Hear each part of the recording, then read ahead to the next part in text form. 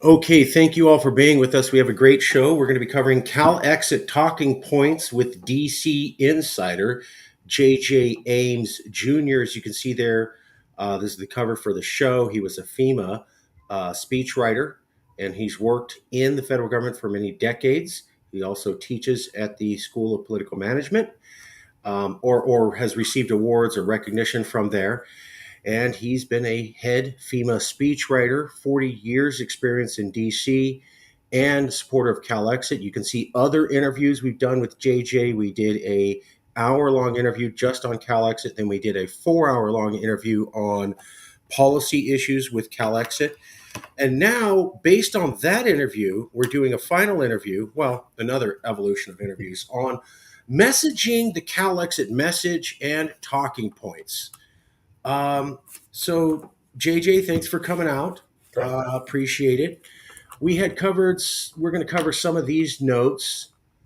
Do you want me to get right into it, or do you want to do like say a few words since last time we talked on your evolved thinking about messaging for CalExit? Marcus, I think the only thing I can say about what's evolved since then is that as confident as I was of the ability to put forward a message that would be well received and acted upon by enough sufficient number of people to pull this off, I'm even more confident today. I've had some casual conversations over the last few days with uh, folks that have some degree of influence in various regions in Cali, and the response has been that I've gotten was beyond anything I could have expected. I mean, I've had friends of mine who have been apolitical for their entire lives. Who have now all of a sudden decided that they'd like to be canvassers on behalf of this movement. So I think that, and this is just throwing it out to a handful of people that I was pretty well acquainted with, and I had no idea what to expect. I had no real expectations as to what they might do or say, or how they may or may not be willing to participate. But I haven't found one person so far unwilling to participate in some fashion, whether that's simply a matter of casting a vote or dropping a couple dollars in the bucket or putting some time into it as well. So, as confident as I was at our last meeting, I'm put an X on the top of that right now. Wow. Wow. Okay. I love hearing that because that matches the same stories we've had from other staff people who joined. So when the political director joined and when the media director joined, they both told their friends and professional networks that they had been part of this. And they thought they did kind of a tongue in cheek reaction. And about a third of their friends said, makes sense, and I'll join you. And both of them didn't expect that level of support. They thought there might be one or two people. And then they thought, they said a lot of people came forward supporting him. So I'm hearing the same story from you. Yeah, and I really, like I said, I really didn't have any preconceived notions as to how my friends and or colleagues might respond. But at this particular point in time, I think that I mean this is we're almost in the low hanging fruit region. Yeah, yeah. Um, give me 1 second. Sorry, Yeah. sorry, 1 second. Sorry, we're making do here. We're doing multiple things today. Sorry, everybody. We're doing a couple different things today, getting it going. All right. Well, let's get into it. The meat and potatoes. Let me find the first part. Um, no, nope. Sorry. Okay, we're going to go with this strategic messaging. The notes that we had were choose 3 to 4 messages, not more, that are BAM, best available messages. Do not pick more than this number. After every speech or post, repeat these points ad nauseum. No good opposing side is the goal you're going for. So 3 or 4 issues where there is no reasonable way to say no to that. So what you like homelessness, or you don't want to help the homeless, or you don't want health care would be examples of the phrasing. We'll show you some examples here in a second. Taking on more info creates more issues to explain, which takes away time from explaining the message. So this is a key difference here. A lot of people in CalExit thought, be ready to answer every single question people have. JJ's coming with, pick three issues and then focus on those. And if they talk about anything else, go, we're not really talking about this. We're talking about stopping puppies from being kicked and making sure that grandmas are taken care of and everybody gets the right thing. So if you're not for these three issues, then you're for something horrible. For example, well, yeah, stay on message. Do not have to respond to all things said. Talk about tax and economy, job creation. That's all. So here's some BAM messages that we were looking at. Universal health care will only happen with CalExit. Gun safety regulations to protect you and your children from mass shootings only happen with CalExit. Homelessness from across America being dropped in California for us to take care of, raising our homeless problem to record levels, only ends with CalExit. Let me get rid of this banner here. So, um, independence ends with these situations is another way of putting it. Rampant homelessness in California with no end in sight that goes on for decades. Gun safety regulations to keep us safe from mass shootings struck down routinely. Do you think you have a better chance of fighting the NRA in DC or Sacramento? That was JJ directly. Finally, thousands to millions of California with first world health care like the rest of the modern nation. So CalExit is for universal health care. It is for ending the homeless crisis. It is for gun safety. And if you're talking about anything else, what you say is, we're not talking about that. We're talking about saving children's lives and health care and stopping homelessness. What, do you not want homelessness to be fixed? Do you not want universal health care? Do you not want children to be protected from violence? How roughly am I capturing the right sentiment um, that you were going with? Yeah, I think that's really what it all comes down to. I mean, the quickest way to place your opponent in a position that they can't get out of is to force them to respond to a shotgun approach of issues. You can end up spending covering so many issues that you spend not enough time on any one issue to make that message work. And in this particular case, I mean, there can always be other sets of circumstances where an interesting response is given. For example, if somebody came up and said, "Well, right, well, let's talk about jobs." I'd say, "Okay, let's talk about jobs. We've created 12,000 jobs at $30 an hour collecting signatures. What else do you want to know?" You know, it's because it will take that many canvassers across the state to make this happen within the amount of time that we have. So I think that it's very easy to maybe throw a one-liner out on a jobs issue and then bring it right back to our three core issues, and that's that. You can respond to the question or you can ignore the question, but either way, whether you respond with a one-liner or something funny or something serious or something whatever, whether you respond in that fashion or you simply bring it back to the three or four issues, either way, you're controlling the narrative at that point. We're controlling the narrative. We're not allowing someone else to take us off message. The easiest way to lose a campaign is to go off message, and it really doesn't matter if you do it the first day or the last day. You go off message, and you're done.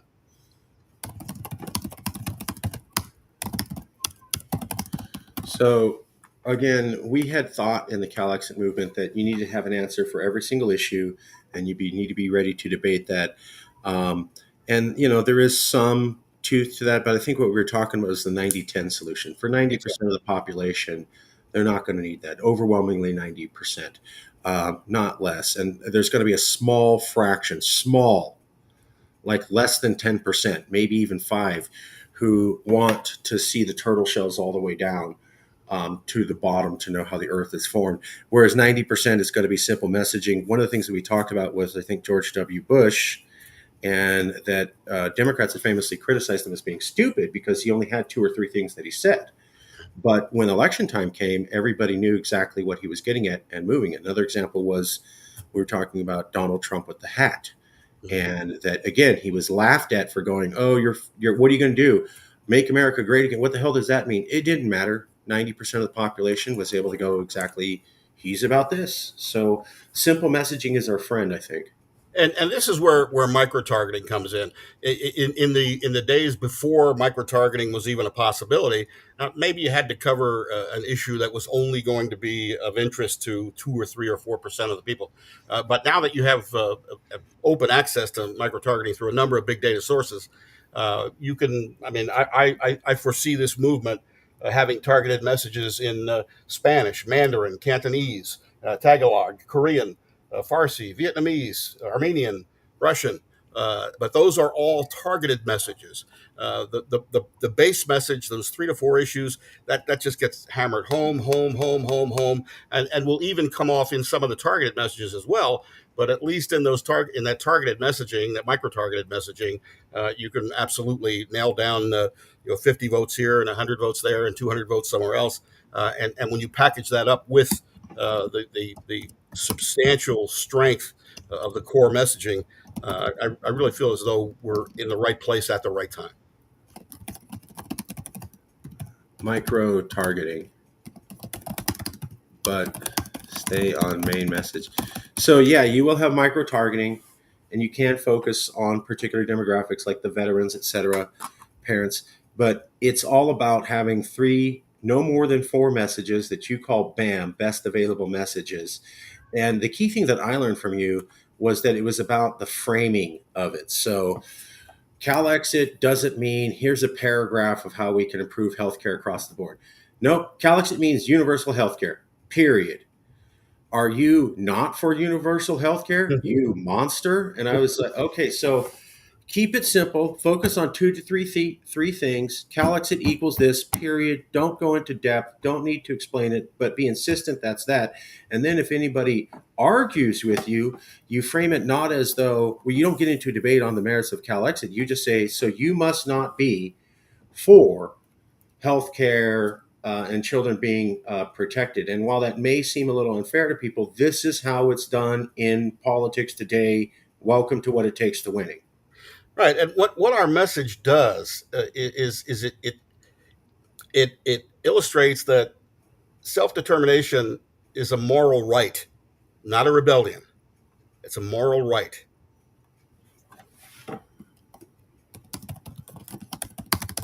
That's the way we frame our entire message through the attention that we give to the 3 or 4 key components of the main message.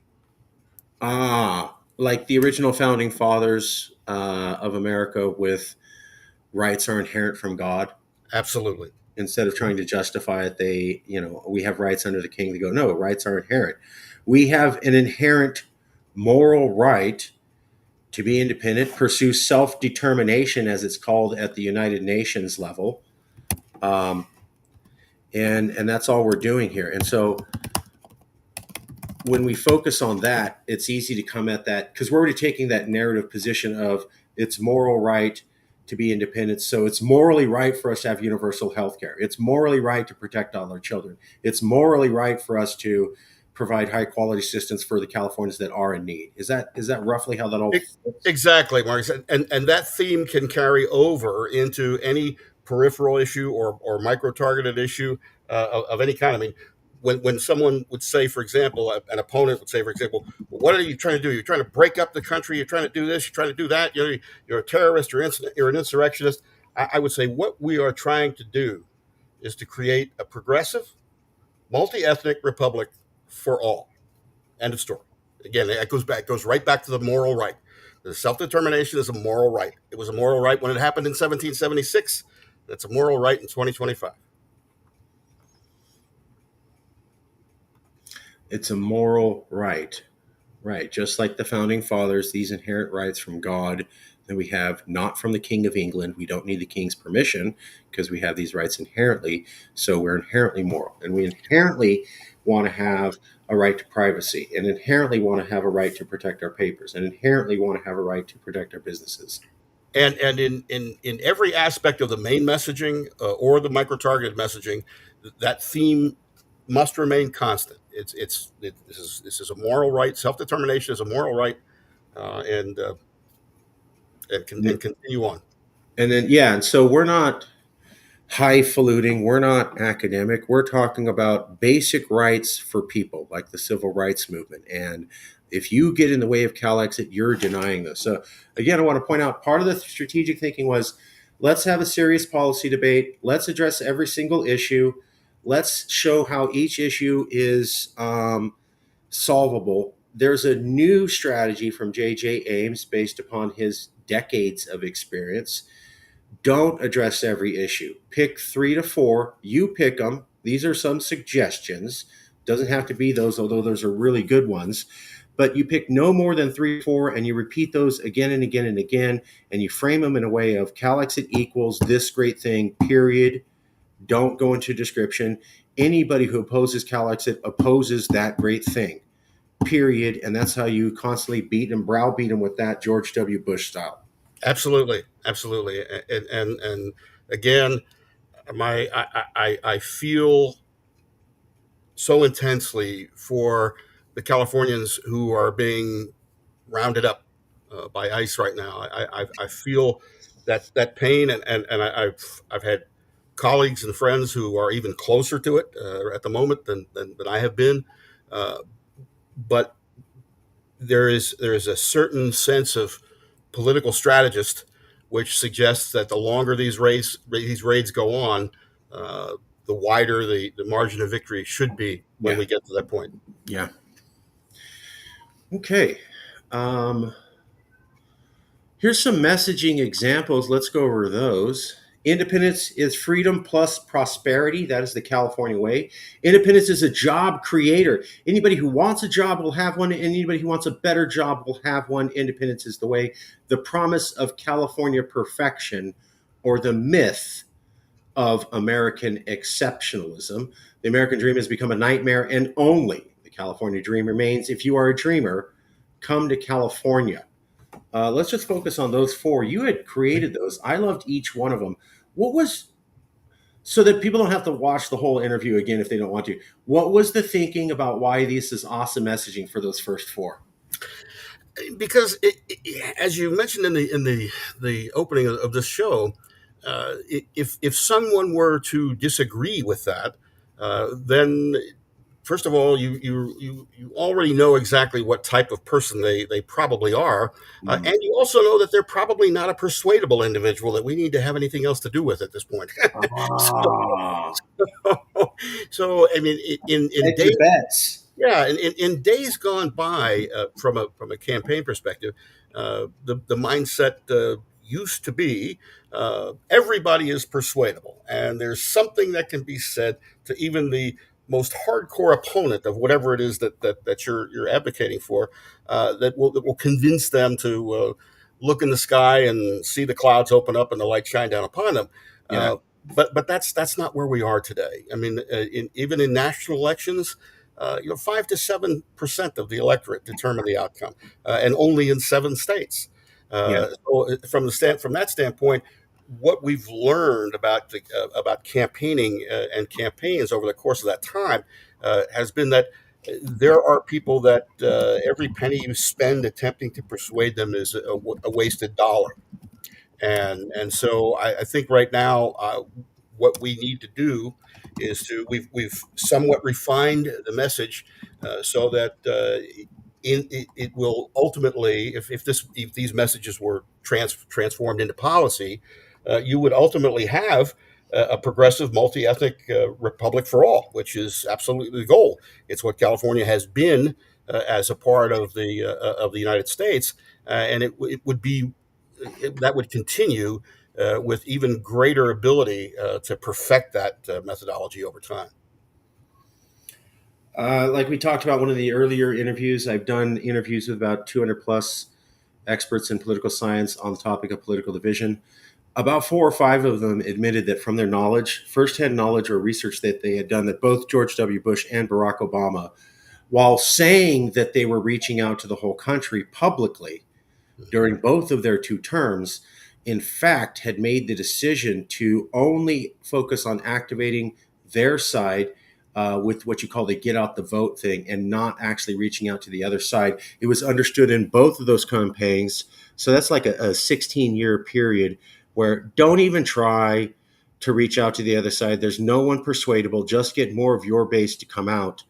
Um, that's kind of damning for this whole We Can Be Americans project. Yeah, and there's one other point to make too, there, Marcus, and that is that the one change that Trump has been sort of halfway responsible for is the effort of going out and cultivating new voters, uh, Sure. and so my methodology would be to mass message over and over and over and over and over again, with the three messages that all sort of dovetail with one another, and that goes out to everybody. But there needs to be a micro targeting program for new voters as well, because it was really new voters that won the election for Trump in 24. Fair enough. Fair enough. Trump had done that. However, Democrats and Republicans for close to a 20-year period before him had effectively decided to not try. True, and in terms of these new voters, the micro targeting still has to be structured so that you're not bringing in new voters to the other side. Sure, sure, Obviously, you're sure, bringing in new voters sure. to our side. And while Trump did that, I'll point out the Kamala Harris campaign seemed to just double down on the base and the existing group. I didn't really see her trying to reach out to conservatives and go, "Hey, come and join our side." It was uh, Yeah, they were relatively. I think they were relatively unsuccessful as a campaign in either converting existing opponents or in bringing in a substantial number of new voters. Now, the advantage that we have is that in that new voter category, or not only new voter but irregular voter, from the standpoint they may have voted 15 years ago and haven't voted since. That new voter and that irregular voter, there are bus loads and train loads and plane loads, and they're almost an endless number in California compared to anywhere else. So the lowest performing target demographic in politics for the last, uh, go back as far as you want to, are Latino males 18 to 25. yeah. And at this point in time, we're staring at a flock of prospective new voters or irregular voters, and I think that plus the strength of this message, which again, how do you hear the message from those three or four examples that or three or four topics that we talked about at the beginning? How do you in good conscience oppose any of those and then claim that you're still a Christian? So, for example. Uh-huh. I mean, so we've structured a message here that you have two choices. You can acknowledge that message and support it, and present yourself as a decent human being, or you can oppose that message, and we know exactly who you are and what you're about. What is the thinking? Just to help everybody follow along, Yeah. so they don't have to watch the whole thing. What is it where the promise of California perfection or the myth of American exceptionalism? The American dream has become a nightmare, and only the California dream remains. The movement is a life changing event waiting to happen for 40 million Californians. We have the chance to alter the course of human history. It's not leaving that will hurt us, it's staying that will ruin us. This is all very hardcore existential wording. It's a little bit different than the BAM wording. The BAM is like, Mhm. here's a specific policy gift that you get, and if you don't pursue CalExit, you don't get it. And if you don't want that, you must be a monster. This is going to kind of your ability to survive at a spiritual level, um, as you've known it, is on the line. What's the thinking behind the kind of more existential wording here? The thinking there is that the message itself needs to be positive. But if we know one thing after 100 years of political science research, we know that the one thing that gets people to put down the game controller, get off the couch, and go vote is fear. There needs to be a healthy understanding that the message is positive. Once we are in a situation to put forward the policies that reflect the true California lifestyle and mentality, we'll do that. And by the way, if you don't support us in this effort, here's what happens next. Right. Right. Okay. You can't really. run a totally effective campaign for any office without adding some element of, and by the way, if you don't support this movement, the sword of Damocles is already hanging over your head. Hope you still have your agility and flexibility.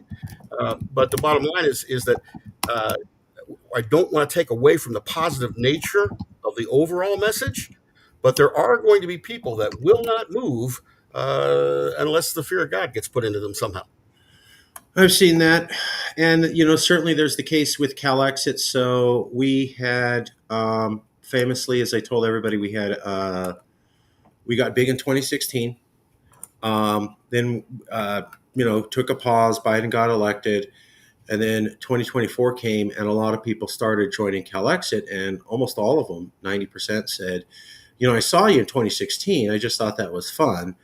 And I thought, he's a fluke. He'll be gone. He doesn't represent America. The federal system can take him out. The system of checks and balances works.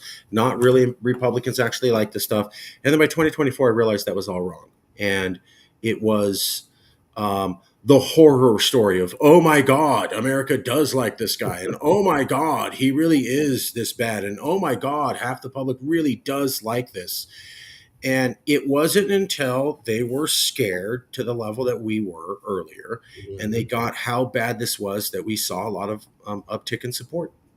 Oddly enough, the more fearful I can make you, on one hand, the more intensely and intently you'll listen to my message on the other hand. Same thing with the Marines. We went to the California Democratic Convention. We met a lot of governor candidates, assembly, etc. Met a lot of people. Nobody endorsed CalExit, but everybody's willing to talk to us. And then a week later or 2 weeks later, Donald Trump sent the Marines in on a domestic protest, and key politicians were calling us. Why? Because everybody was scared feces-less, I'll say.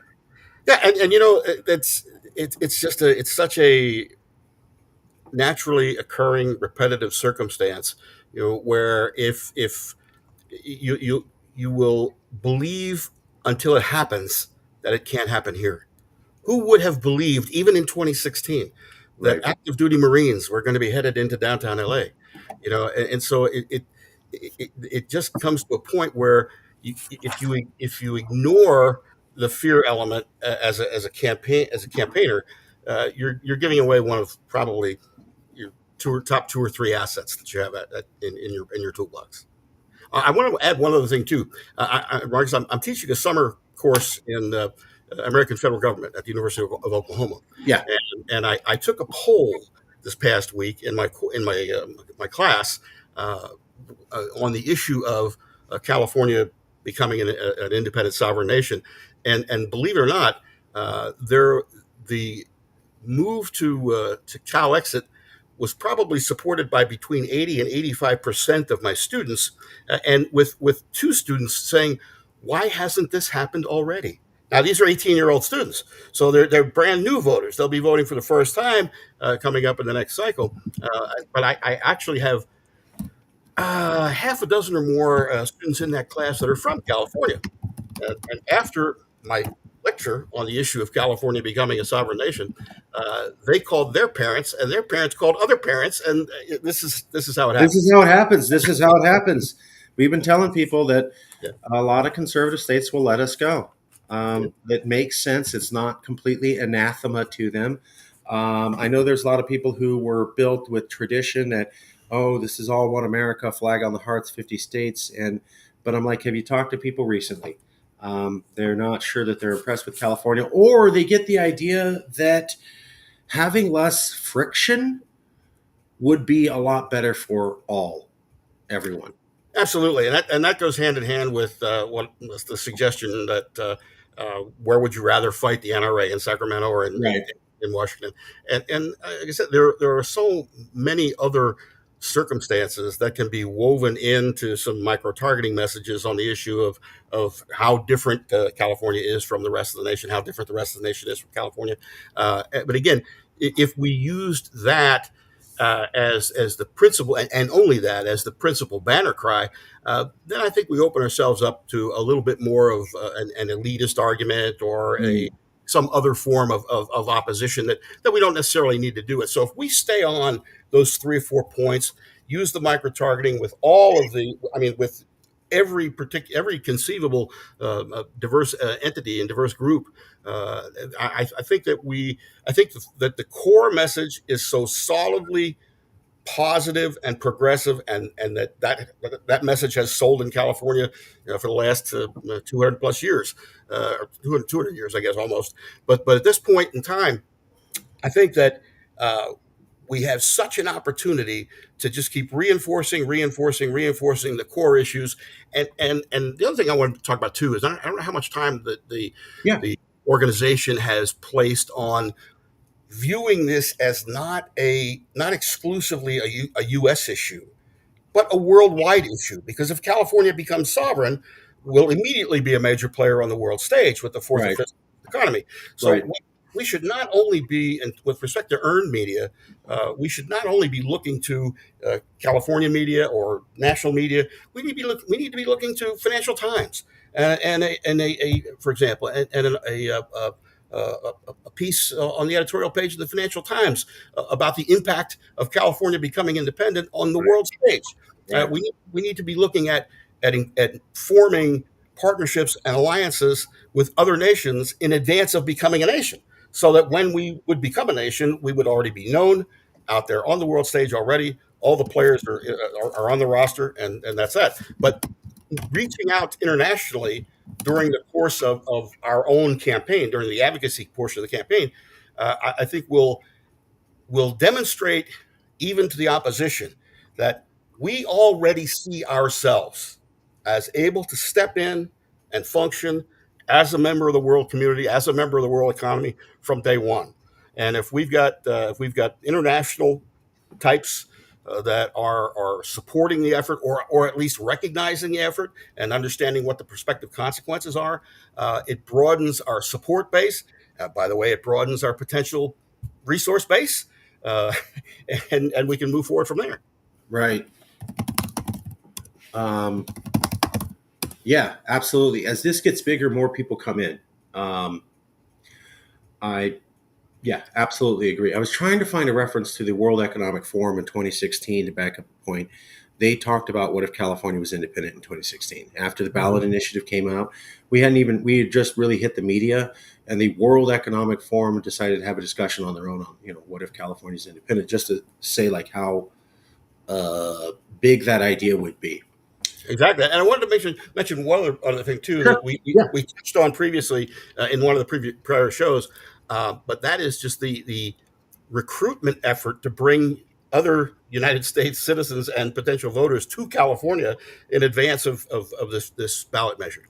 I think that an active, whether it's an underground campaign, or whether it's open, whether it's a billboard in South Florida, hey, come to California, for, and then whatever the tagline we want to use there.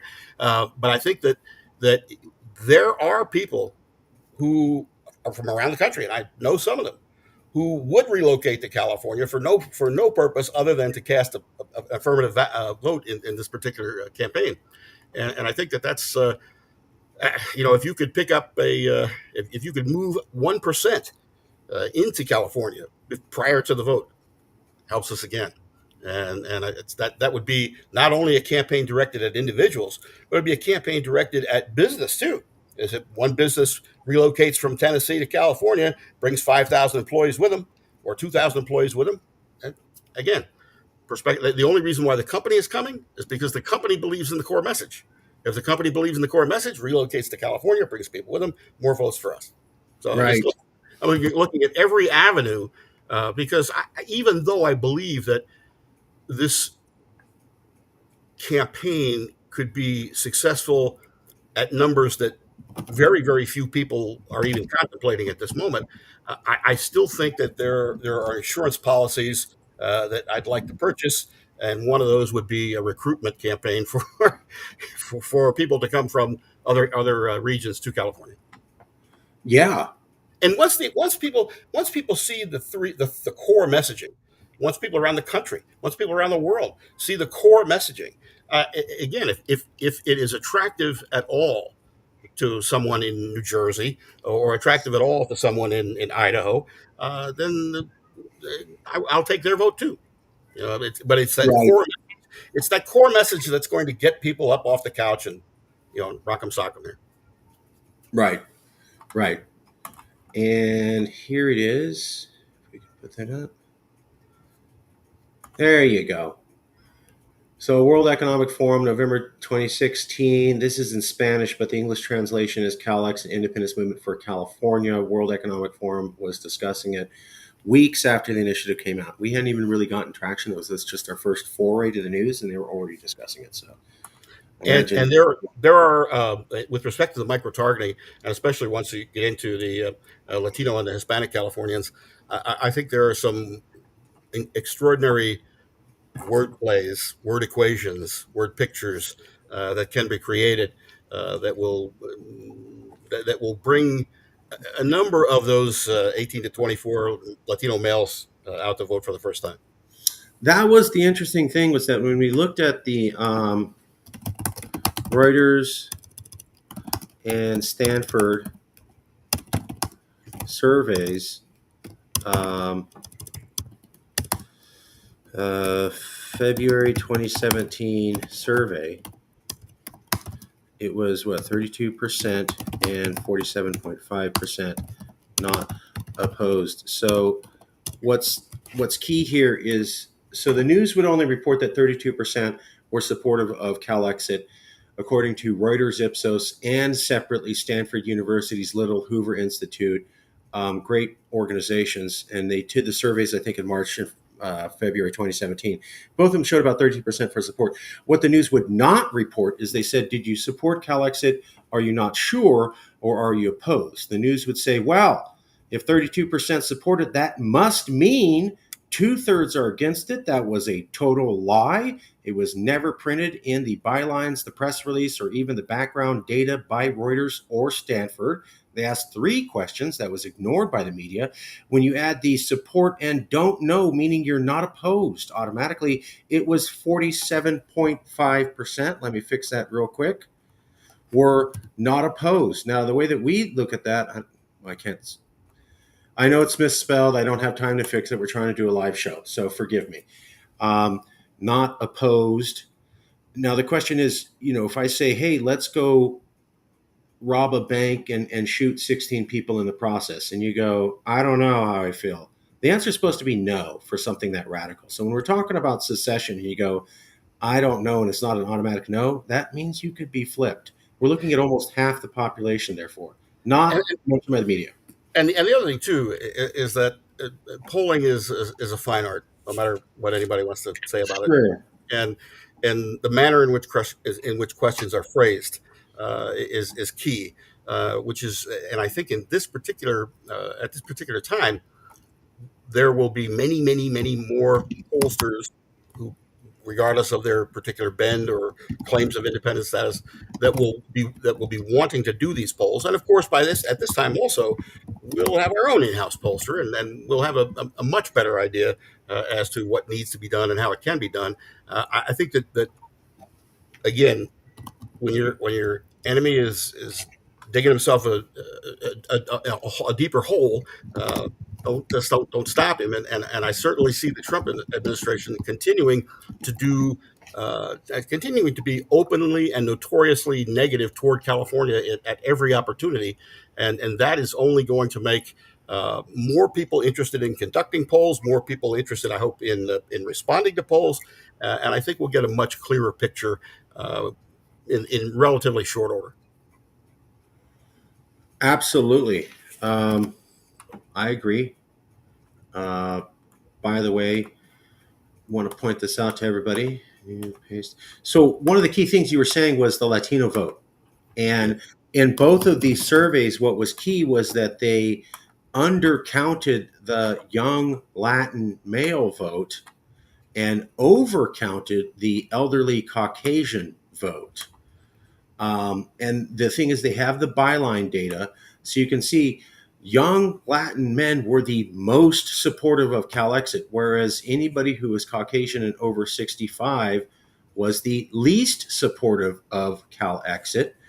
And yet both surveys overcounted elderly Caucasians and undercounted there it is, um, young Latinos. And so we're going, how accurate is that? California's largest demographic is Latinos, and there's a lot of men. There are at least half of them. They have a huge support for CalExit, and you managed to cut their numbers down by half, and then add an extra third to the elderly white people, and then said, "Well, that means this is balanced for all of California." It doesn't match our demographic profile either for Stanford or Reuters. So what the hell's going on?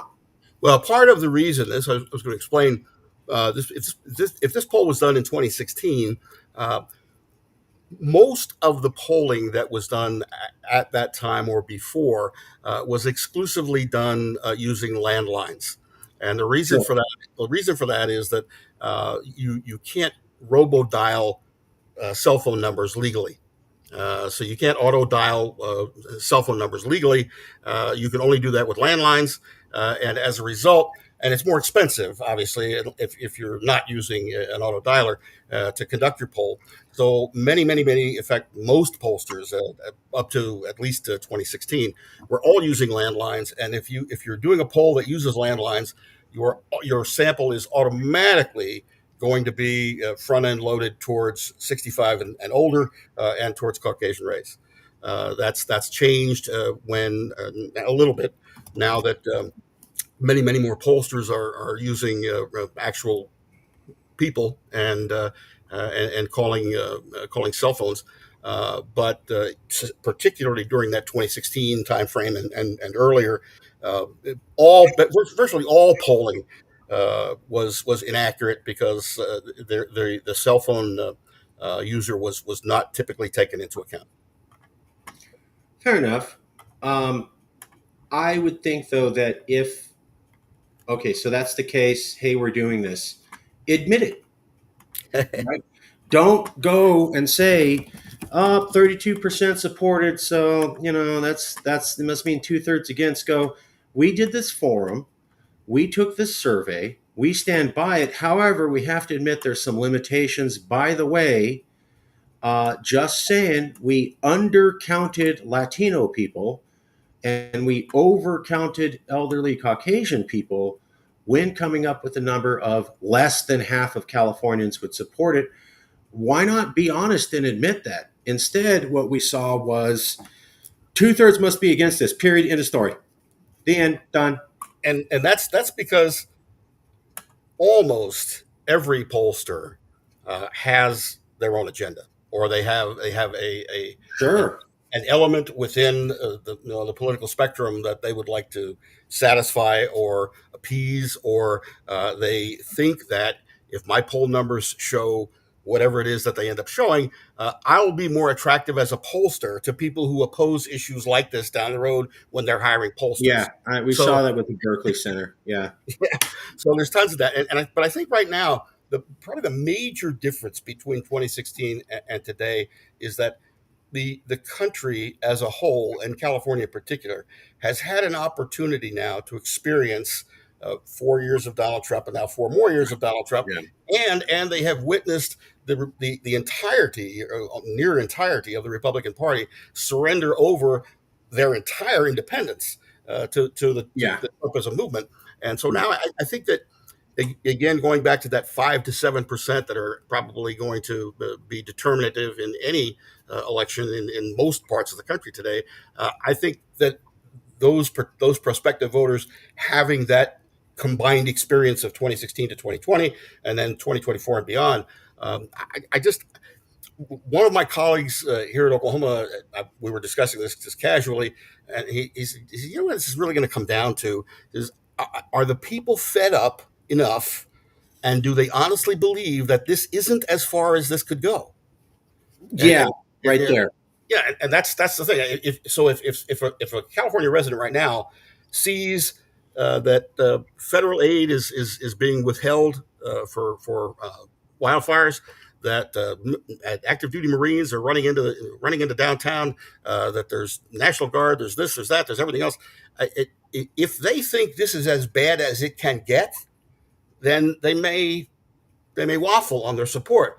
But if they think it can only get worse, that's going to be the fear element that Right. brings them out. Right. And, Right. and I think that's part of that undercurrent message that when we get into the fear element. If you think it's bad now, wait till next year. What happens? What has happened thus far that's going to cause you to conclude that next year will be any better than this year?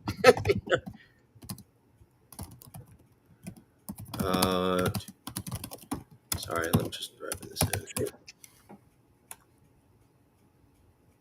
If people feel it can get worse, that fear element will motivate Californians to CalExit. Yeah. Absolutely. Just real quick, just to finish up. So this was the surveys from Reuters and Stanford, just to show everybody that we were talking the truth. Here is the Reuters information. Those are all the detailed points. So old white people, 65% oppose, old Latinos, 50%. If you're looking at young Latinos, even lower. So they did white at 61% and Latinos at 44%. Latinos are actually close to half, and white people are close to 45%. So that's just to show you how the numbers were out of alignment when they did that. 15.5% also said don't know. The news would not print that. And then here's Stanford, same thing. They said not sure instead of don't know. You can see the same thing. White at 58% opposed, Latino at 44%. And so you can see a huge difference in the amount of white people versus Latin people, and then elderly white versus young Latinos almost couldn't be more diametrically opposed. And so then when we elevate the number of elderly Caucasians and reduce the number of young Latinos, you get a number of less than half support. My question is, if we actually had the demographics match the demographics of California, now we're looking at 54%, not 47.5, 54% when you do the numbers correctly, who were not opposed to secession. The Brexit vote passed by a 52% margin. So we already have above the international threshold if we're looking at this. By the way, just to prove the point that conservatives will vote us out, it was a conservative out of Illinois who pointed this out to me. And he goes, hey, you should use this because it helps your argument because we want you gone. So here, they've realized I'm a liberal that won't yell at them, so they help me out. There are there are plenty of Republicans, elected and otherwise, I believe, that would come out in support, even if it was something of a left-handed compliment. Yeah. Come out in support of Yeah. of California leaving, and my philosophy is I don't care if they raise Mao Zedong from the dead and he gives an endorsement, or if they raise they raise Rush Limbaugh from the dead and he gives an endorsement. Wherever the endorsement comes from, that's I'll take it.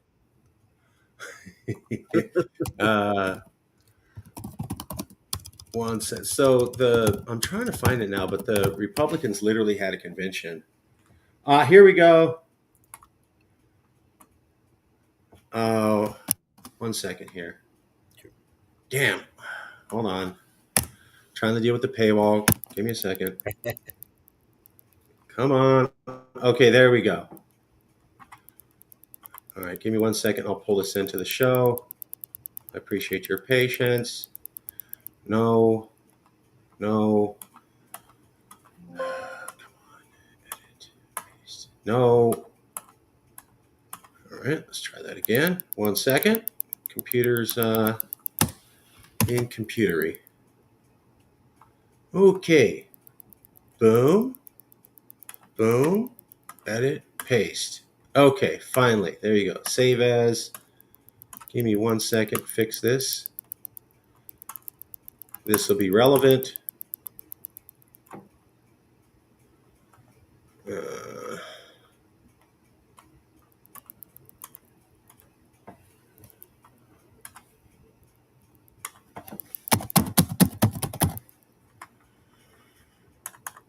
Okay, come over here. 1 second. This is relevant.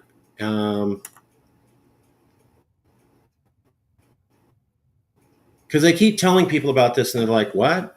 What are you talking about?" Republicans hate California. And they love saying that directly. They even had a meeting when Trump was in his first term where they got all the Congress together, the Republican Congress, and said that California is, in fact, a welfare state, not a donor state, the exact opposite of the truth. But they published that while sitting in Congress with everybody there and Trump as president. Nobody opposed it.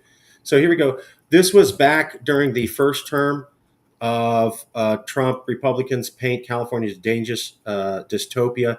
So the Republican National Convention, the last year of Trump's first term, the entire convention was how one state is horrible and un-American.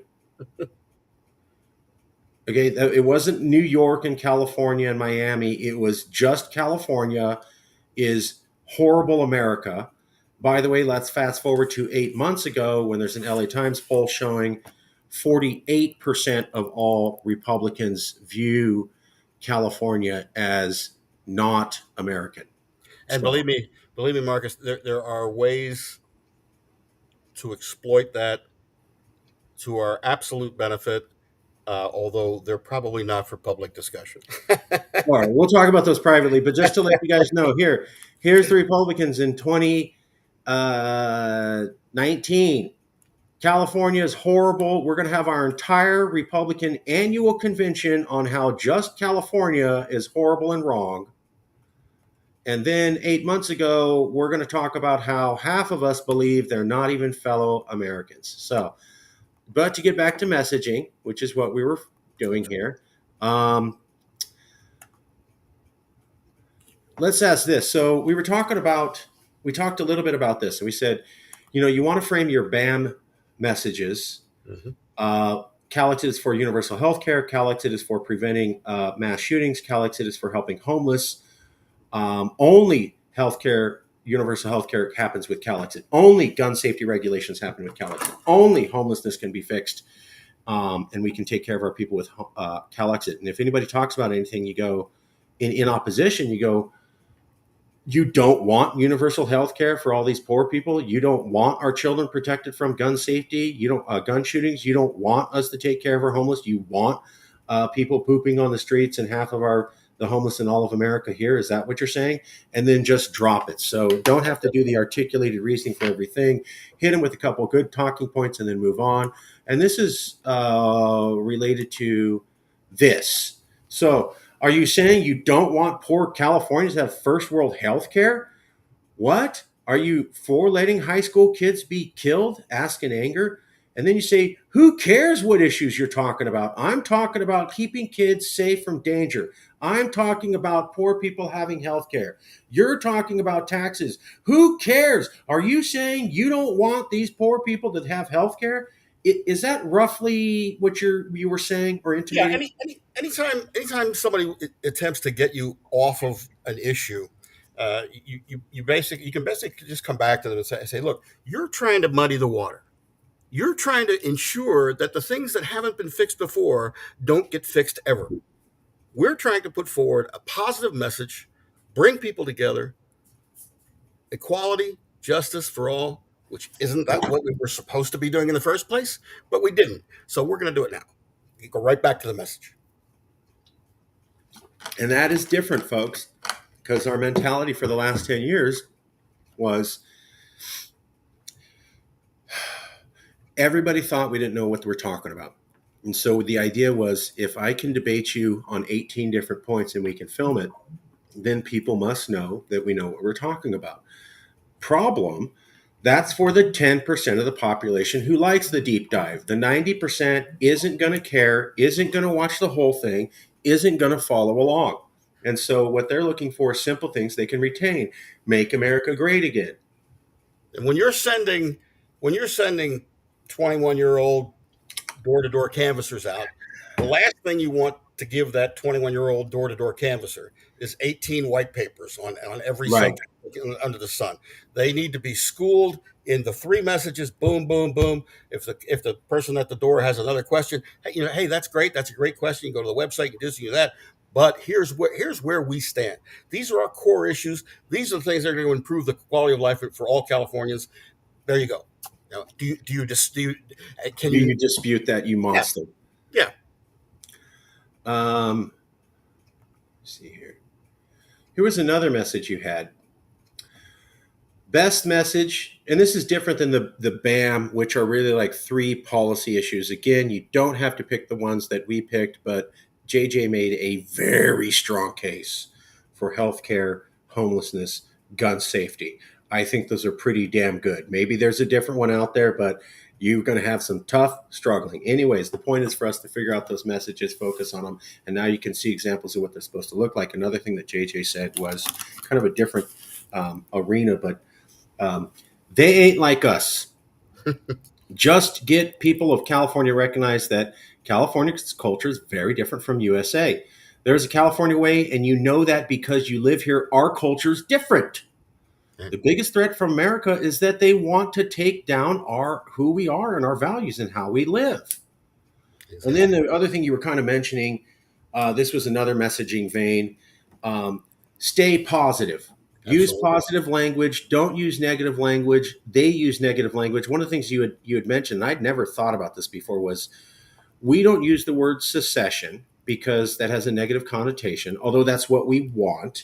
We let them use the word secession and we say other words like, we're for California success. And that's all we say. And then maybe people go, well, they mean secession, fine. But the people using secession are critics. The critics go, those are just a bunch of secessionists. We go, we're for California success, and we're for lifting people up, and we're for taking care of our own, and we're for puppies and kitties in everybody's house. These guys are the ones that saying dogs suck. You'll never hear us say dogs suck. Is that They, roughly the thinking? it is, Marcus, and I chuckle here because Please chuckle. I haven't been involved in a campaign for a while where the contrast ads write themselves. I mean, Oh yeah. you're not going to have to be a James Carville to write a good contrast ad, in this particular case. And I think the fact that the problem in managing and running this campaign and being a part of this campaign, the problem will be in having to continue to redefine and redefine and redefine the message even tighter. Because if you let the opposition go with get you into a shotgun approach to the campaign, from an issue perspective, from a messaging perspective, then we've given away our best advantage. And our best advantage is all we have to do is to show what California has been and can be working together. And working together right now has become an impossibility in Washington. And that's again, we have to continue to hammer home that message that positive, positive, positive, positive. Now, I say that whereas as the super PAC that we will hopefully be involved in some way, if there should be individuals managing super PACs that think that this is a good issue to take on, there's certainly a way for that super PAC to essentially do the dirty work and go negative while the campaign itself stays positive, and then we don't have to answer for anything that the super PAC does. They're doing it on their own. So Brilliant. Yeah, we'll get to that in a second. But yeah, that's excellent. Um, okay, I'm gonna wind this down. I'll have another show I want to do with you, but just to keep this nice and tight for mhm. everybody. So, um, here's some of the last notes that we had. Uh, have a super PAC. This is how you're taken seriously. Make the PAC look professional. Um, we know that lobbying is working. And oh, that was the other thing. Okay, so we know that lobbying is working because I had told you about how we went to the California Democratic Convention. We met a lot of people. Nobody endorsed CalExit, but everybody's willing to listen. Then a week later, Donald Trump sent the Marines in. And then the politicians were calling us. And right after the politicians called us, Politico magazine had come out 3 months ago, 2.5 months ago, to do an article on us. And then they brought a photographer, and we were sure it was going to come out. And then they just sat on the article for 2.5 months and did nothing. Not even a week after the politicians started to call us to say, hey, what do you want? Oh, a blue ribbon panel? Okay, well, we're in. Not even a week's time, days after that. Here comes Politico. I get a phone call. Yeah, look, we're going to run this article, and you got 24 to 48 hours to get these answers to me, or we're running it anyways, no matter what. Hang up. Oh, wow, that sounds a little bit rough.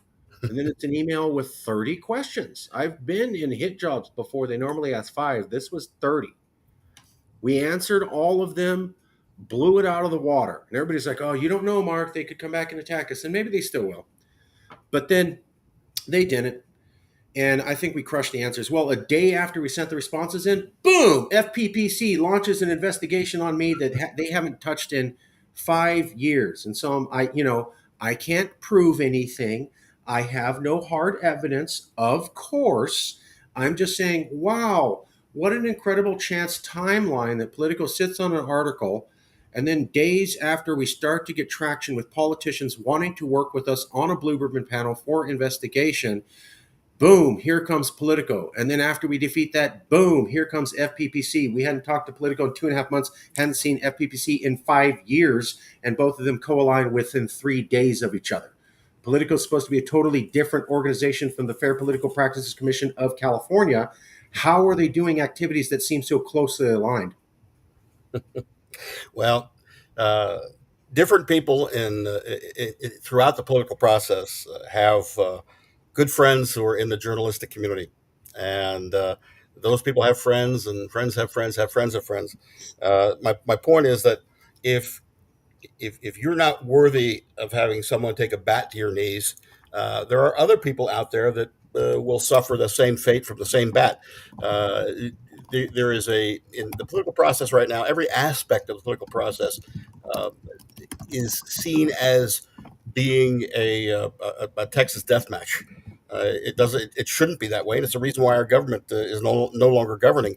But I think that you are correct to say that little in life, if anything, happens by chance. And again, the positive that comes out of that load of interest and those attacks there, as you say, the positive that comes out of that is that they don't attack people they're not afraid of. Thank you. That's all that this. That's what all this was for folks. I've so just a real quick story. Texas, and we do work with the Texas independence movement. We do not share values with them. They don't like California the way that we like it. I don't want to live in Texas every day, although it's a great place to visit. Lovely people. Don't want to live there. Don't want to share the values. I have cousins there. Food's great and people can be nice. And I'll spend 2 days there in Texas every single year, but I'm coming right back and living here. So be friends, but I love my home. So that's what I'm trying to say. They had been going out for 10 years. They finally got the Texit platform in the Republican youth platform. So there's the Texas Republican Party, and then there's the Texas Republican Youth, and they're all part of the Republican convention. They actually got it into the platform for the Republican Youth thing, like officially, which is the next step to go. And it was going to be mentioned at the convention and in the party. Boom! Within 3 weeks, Facebook decides to shut down their entire page. Doesn't tell them anything, just does it. They have to call them and they go, oh, yeah, we thought what you're doing is treason. We just decided to make this opinion on our own and we decided to enforce it. And we decided you don't have any rights. And we decided that we didn't need to inform you of anything. And yeah, we just happened to decide that 3 weeks after you got into the Republican youth thing, although we've been dealing with you for the last 6 years and we never did anything like this. Within weeks of you doing that, we decided to do this. And I told Dan, he was really upset. And I go, why aren't you celebrating? And he goes, what? And I go, I'm not trying to be mad. I'm not trying to be coy with you. I'm not teasing you. What I'm saying is they wouldn't have attacked you. That's the system attacking. And they wouldn't have done that if they weren't threatened. So they told you, if you want Texas to happen, we're scared that you'll actually get this into the Texas Republican platform, and that's all it's going to take for your state to break off. And we know that, and that's why we have to crush you right now. And I go, Dan, they literally told you a guaranteed way to win. And I go, tell me what it says in the book on page 250 of how to successfully succeed no matter what. There is no book. We're all guessing. So when God or the universe comes forward and says, It's actually the door on the right, not the two on the left.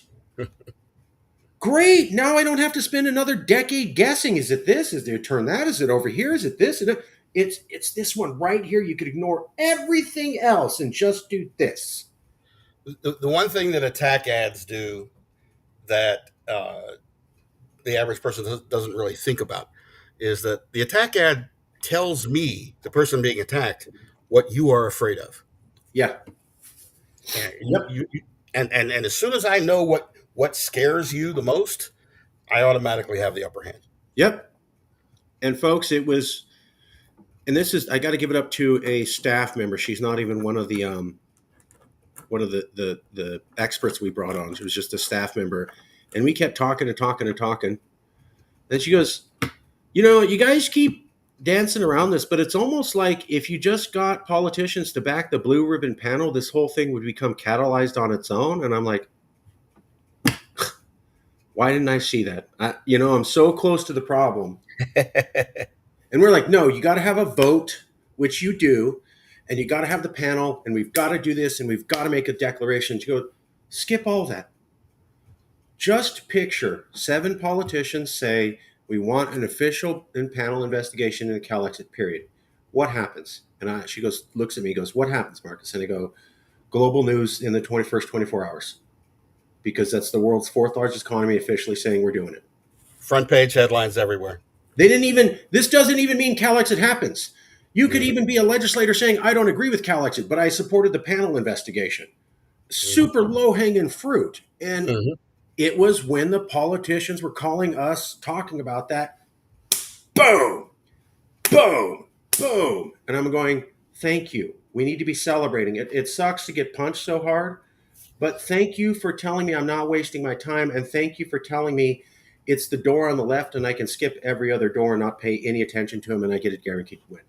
And one peripheral event that's occurring right now that we have absolutely nothing to do with, but has the potential to be something very interesting, both from a messaging standpoint and just generally, is that Greg Abbott's called for a special session of the Texas legislature to essentially redistrict Democrats out of existence within the Texas congressional delegation.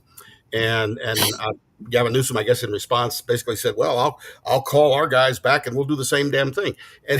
And my point being, let that fight go on, because what does it do? It shows how much different we are from them. Can you send me that or email me that link? Absolutely. Okay. It also, yes, it absolutely does, and it shows it's not working anymore. Absolutely. Right. Here's a state, and they go, let's just ban the other party. Yeah. Okay, that doesn't happen in functional democracies. People don't storm capitals. People don't go, I'm just going to act like your guy didn't win for 4 years. And I mean, this is the stuff you literally see in Argentina and Brazil. And they call it, there's a term for it, like boomeranging policy. So in Argentina, and this is where I think America's going, is because I was talking to some professors and I go, are we going to a civil war? And they go, well, some think so, but I think that's extreme. And I go, are you saying we'll never have a civil war? Yeah, I think we talked about this. We did through the 60s. It'd be great. And then about 5 of them kept coming up with this idea of, because they were going, Mark, you're too extreme with the Civil War. And I don't think there'll be a civil war. And I'm like, okay. So I guess you think everything's going to be fine. And they go, no, I think we'll, quote, descend to Brazil's level of functionality and maintain that for 40 years. And I go, that's as terrifying as a civil war to me. Exactly. Because I know how Brazil functions. They literally made a movie about it in the 80s with Robert De Niro about this is how you not have a country. And in Brazil and Argentina, you're president and you lock me up, lock all my staff up, and then every policy I did, you do the exact opposite. What happens is everybody in half the country who's connected to that other political system flees the country, so you have brain flight, and you also have capital flight. Additionally, every business that got used to those regulations now has 1 month to completely reverse the other thing and go in a different way in 1 month, which is complete chaos. And this goes on every 2 to 4 years. and they've done this for 24 years, and they're considered the basket case of politics and business in the Western world by the entire planet. And he goes, that's where we're going. Trump does something, he undoes everything Biden does. Biden comes in and says, I'll undo everything Trump does without thinking about it. Trump comes in, I'll undo everything Biden does without thinking about it. And then you're going to get the filibuster removed from the Senate. It's going to get even more extreme with everybody can have a concealed carry permit from any state, good in any state. Now you can't, and you go to prison for 5 years if you do that. It's madness, and that's where I see us going. Yeah, I think to someone I've dealt with people saying over and over again, well, there won't be a civil war because we've been through hard times and we've done this and we've done that and we've always got through it. My response to that now is, could you ever have foreseen a day in this country when Medicaid would be essentially eliminated and Social Security would be trimmed dramatically? Could you ever see a time in your life when active duty Marines would be invading the United States as opposed to somewhere else? Could you ever imagine a circumstance? And then you can go on ad infinitum down that line. But by the time you get to the first three or four, if you're dealing with a person with remaining live brain cells, they almost always will start to agree with you, and they don't need it. We don't need everybody to agree with everything that we're talking about. We only need enough people. We need 50% plus one to agree with one thing, and that is that if we do nothing, we know how it ends. Yeah, yeah.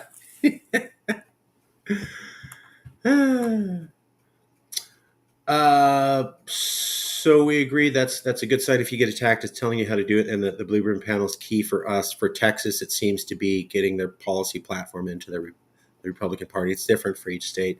Oh, in New Hampshire, they got 3 officials elected to the New Hampshire government, and I think it was 2 years ago. 3 of them proposed looking into New Hampshire independence, kind of like what we're doing, where we're suggesting blue ribbon panel. Within 1 month, the head speaker of the New Hampshire House of Legislature said, I want all 3 of these people brought up on federal treason charges.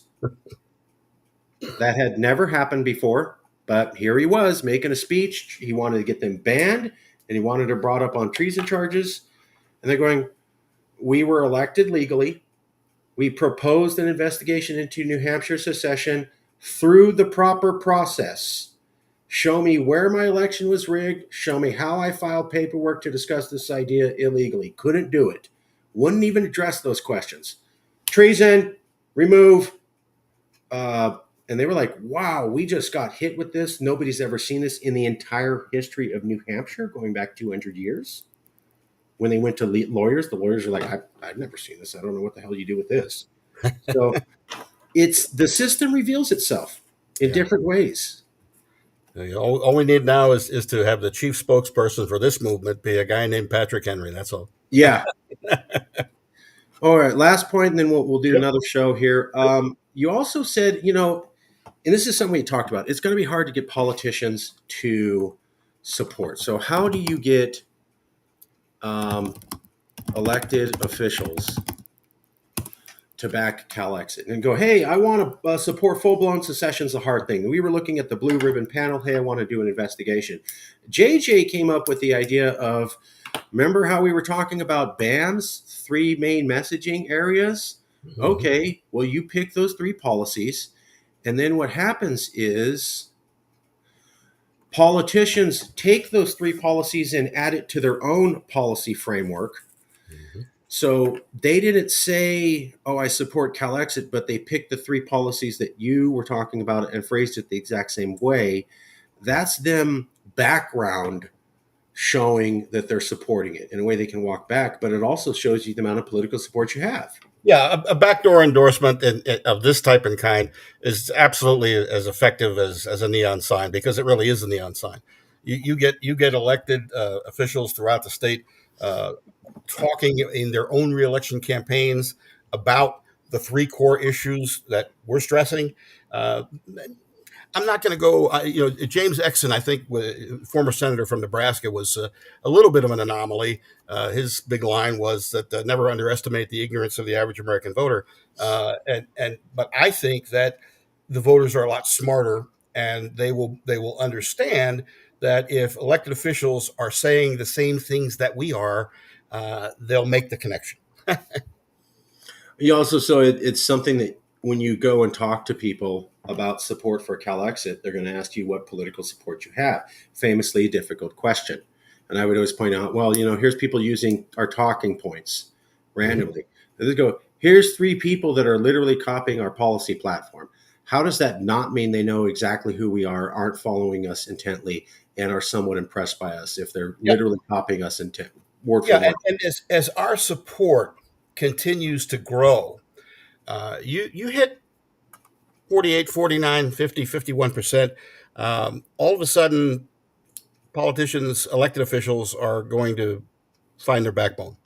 Yep. Yep. As long as you are perceived as having the ability to succeed, you'll have many more friends than you thought you did. Yeah.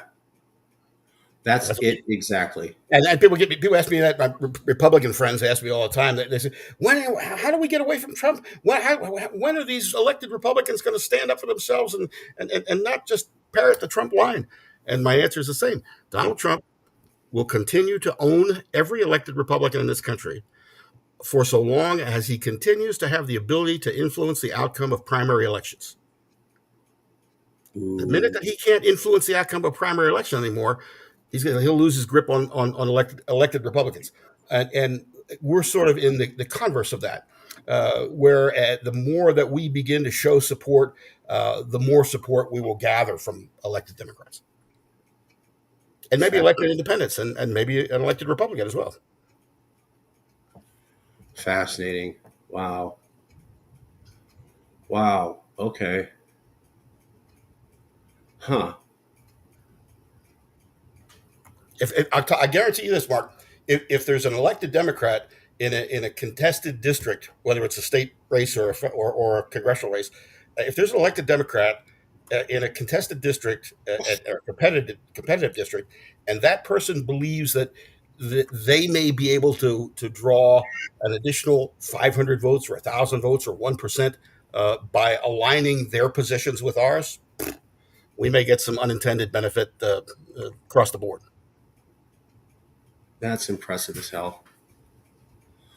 Okay. Wow. Yeah. Wow. All right. We'll end it here.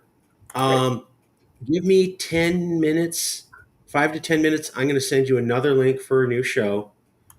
It's going to be, um, so we're refiling and we're informing people of everything we've done and everything that's coming into the future so that everybody knows that we're going places and you should still stay part and we have all sorts of wonderful things coming up.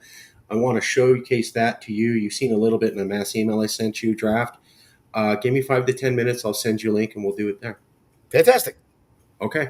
All right, everybody. Thanks for joining us. I hope you saw the messaging thing. This is how you message for CalExit. I wanted to make sure this went out publicly because I know there's other groups out there. And like I've always said, I'm doing it my way. That is okay. But a movement requires multiple voices in multiple different ways selling it. So if you look at other movements like the American Revolution, they had poets, singers, professors, men who would do dances, and it worked to get every segment of the society on the same thing.